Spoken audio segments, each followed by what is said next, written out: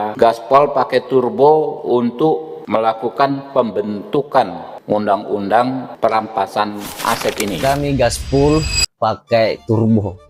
Kalimat itu diulang-ulang Ketua Komisi 3 DPR Habibur Rahman bak mantra pada Senin 13 Juli 2026. Di hadapan wartawan, ia menepis isu bahwa DPR menolak rancangan undang-undang perampasan aset. Tidak benar, hoaks bahwa DPR menolak.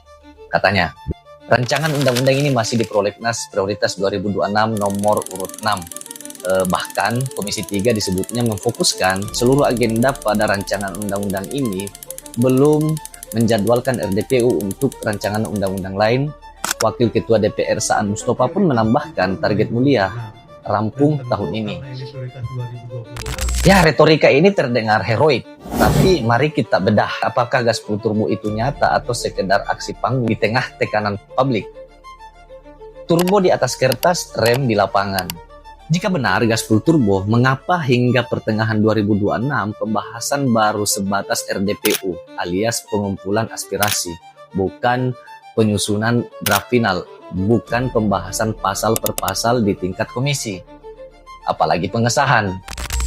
Habibur Rahman pun sendiri mengakui ini adalah undang-undang yang sama sekali baru, bukan undang-undang perubahan. Karena itu lebih banyak yang dibahas. Ia juga berdalih bahwa kalau di undang-undang lain saja yang merupakan undang-undang perubahan seperti KUHP, kita cukup lama melakukan RDPU. Apalagi di undang-undang yang memang sejak awal kita bentuk ini.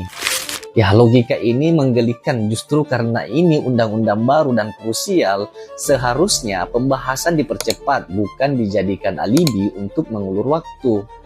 Yang terjadi adalah kebalikannya, rancangan undang-undang ini baru diniatkan setelah 17 tahun mandek.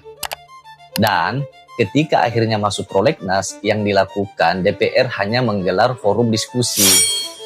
RDPU boleh banyak, tapi tanpa naskah final dan keputusan politik, semua itu hanya seminar. Habibur Rahman beralasan kehati-hatian diperlukan karena Indonesia punya pengaturan khusus soal perampasan aset. 17 tahun kehati-hatian bukan lagi kehati-hatian, itu strategi. Sejak RUU ini bisa ditelusuri hingga 2008, naskah akademisnya rampung pada 2012. 3 presiden telah berganti, SBY, Jokowi, dan kini Prabowo. Namun, RUU ini tetap menggantung.